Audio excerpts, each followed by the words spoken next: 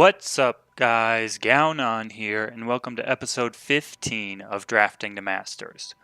Last draft, we were literally one game away from hitting Masters when we started the draft, and the draft didn't go as well as we liked. We had waffled between two colors and ended up with a fairly weak deck, so we really paid the price for doing that there, and hopefully we don't make the same mistake twice.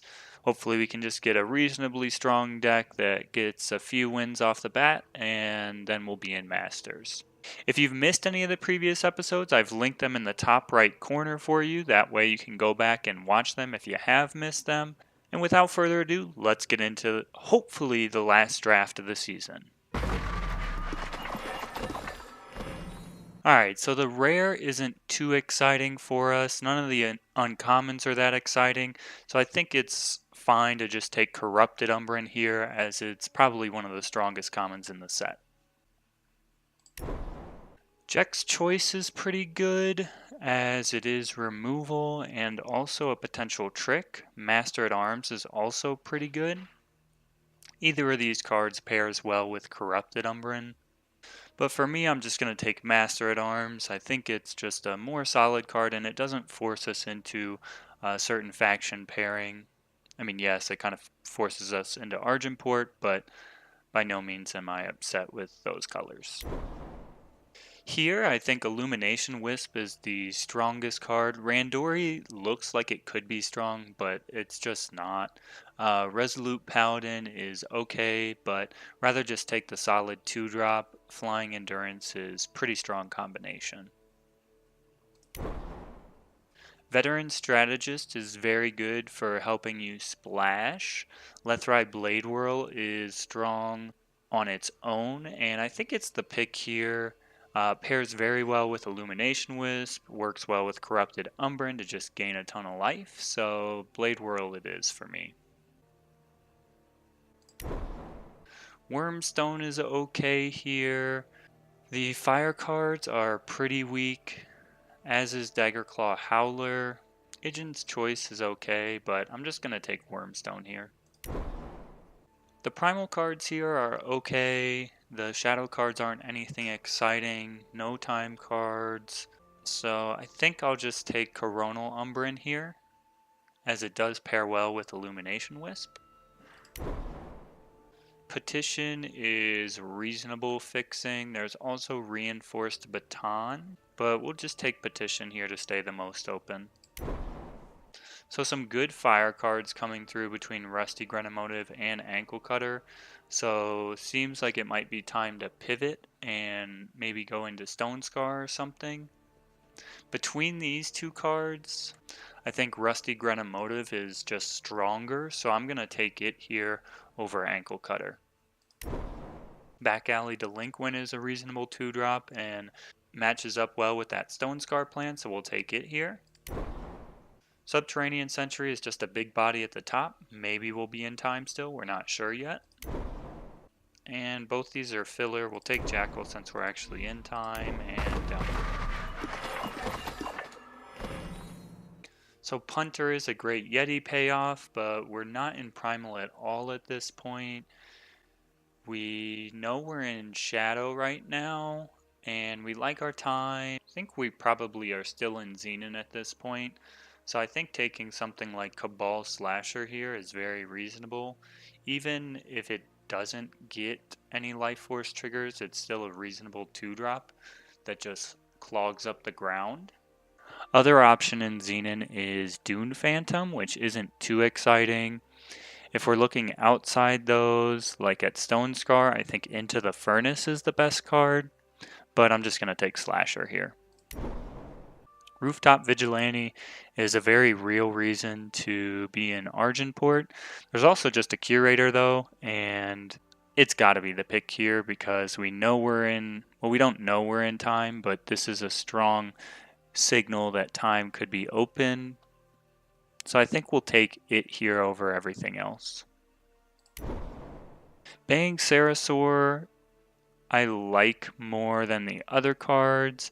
There are some Nightfall synergies in Xenon, and it makes more sense. You could play Voyaging Lumen, but That's not very exciting. Silverwing Familiar if we were in Justice, but by picking this Archive Curator, I think I like it more than Master at Arms, so I should lean heavily into the Time and Shadow side of things. So we'll take Sarasaur here. Desert Marshal is a pretty unique effect. We don't have the fixing to play it at this point. Our other options would be Predator's Instinct or Cabal Slasher.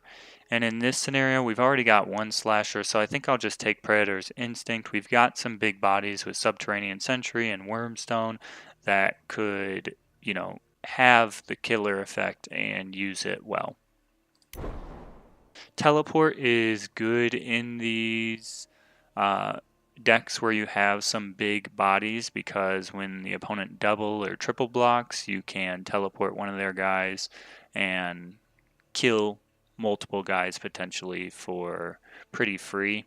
Seems like there's really good Yeti synergies coming through, but we're just going to ignore them as we're happy with where we're at right now in Xenon.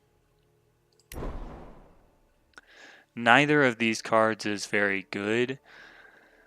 We'll take Crown Watch Legionnaire here, but probably not end up in Justice.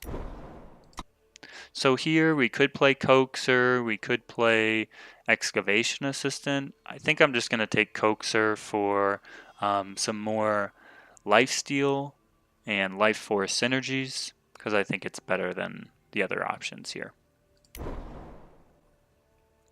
This time we'll take Sorrow Shroud. A second teleport isn't all that exciting, but maybe it's what we need. We do have teleport with killer effects as well, so that's a reasonable play. I guess we'll take Pack Hunt. Umbran Thirster is a pretty decent life force payoff, and then Gorilla Fighter. Hello, Zalia. Zalia? I don't know how to say that, but this is definitely going to be my pick here. Card is just a bomb. This is a great power sink at the end of the game. And do we have any unseen at this point? Okay, we have no unseen, but even for 6, this card is totally reasonable, and it's a great power sink in the late game. Amber Acolyte is here as well, but I want to take the legendary. I don't have any copies of this card, so very happy to see it. So there's Bloodletter, which is a very powerful weapon, but we have Petition as fixing.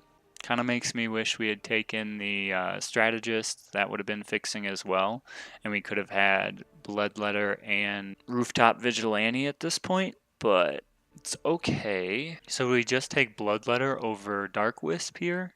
Dark Wisp does help get Coronal Umbran in the air. And Bloodletter is a very strong weapon, so I think it's worth taking here. Sandbinder Sentinel is great for getting things out of the air that you can't otherwise deal with, so we'll take that here. So now the Argenport banner comes through, which would help us fix for Bloodletter, which is pretty good. Other option is taking Bold Adventurer here, but given that we have this Bloodletter, I think we'll just take the banner. A second Sandbinder Sentinel is pretty reasonable, I think. We are kind of heavy on the 5-6 drop slot, so maybe that's reason to just pick Talir's Intervention here. But I feel like Sandbinder Sentinel is quite strong. So yeah, we'll just take the Sentinel here. We'll take Initiate of the Sands as a way to ramp. Hissing Spiketail, not all that exciting. Do we have any other dinos? Not really. Baying Sarasaur is the only other one. So we could take either Flashy Duelist or Alchemical Blast here. I think I'll just take Flashy Duelist. Madness is a weird pseudo finisher, so we'll take that over a second Pack Hunt. Could have a second killer effect. Could also just take this Waystone. I think we'll take the second killer effect, actually.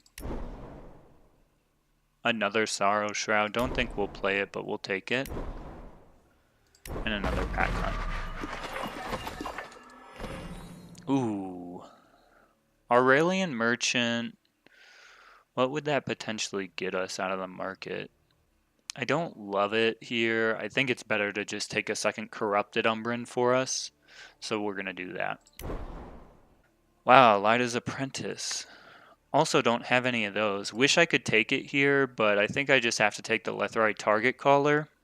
Just because it's a solid card and very good in this style of deck.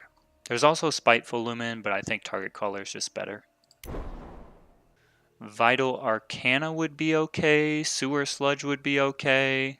Let's do a quick unit count just to see where we're at. So we're around 18 units at this point.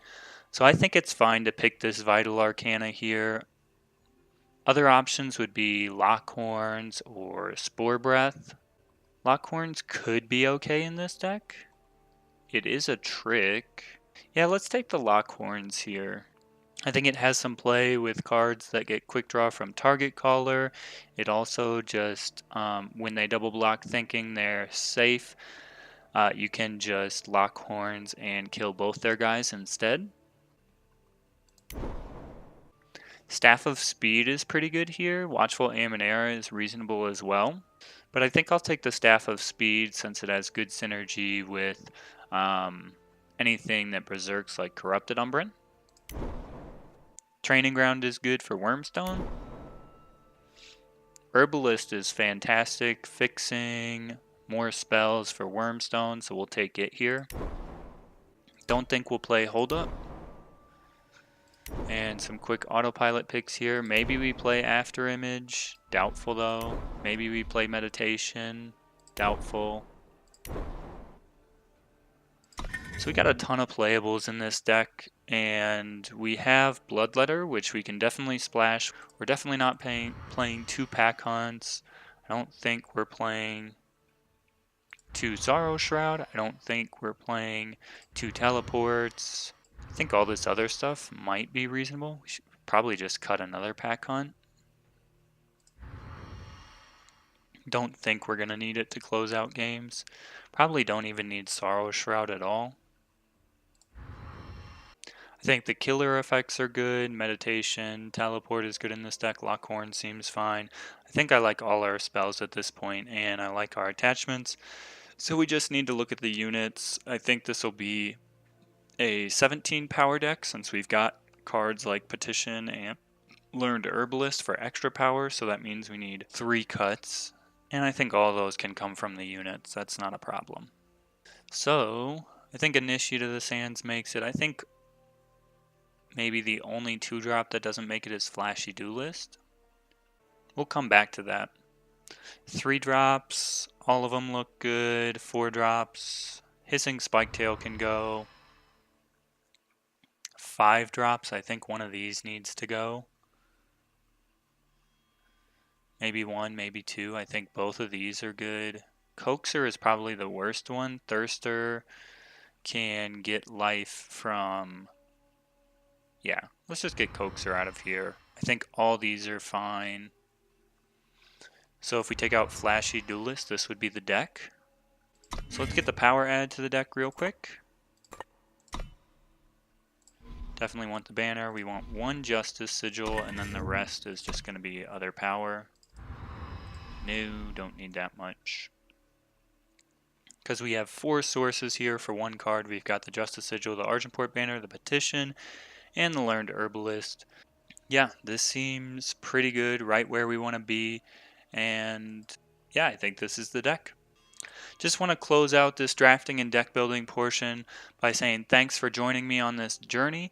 Hopefully this is going to be our last episode, and then heading into next month we plan on just doing 2 episodes a week, not necessarily showing all our drafts from the month. This will allow us some freedom to do some different types of content, things like partner drafts. We could even dabble in things like sealed content if we wanted to, but we'll kind of see how things go and see what makes the most sense. But I greatly appreciate your guys' support this whole time with this series. It's really helped push me forward and continue creating the content, so really appreciate your guys' support. So next we'll get into the games portion of the episode where first we'll talk about how I think the deck is going to do, and then we'll actually see how the deck performs over a couple of games. So I hope you'll join me in that next video.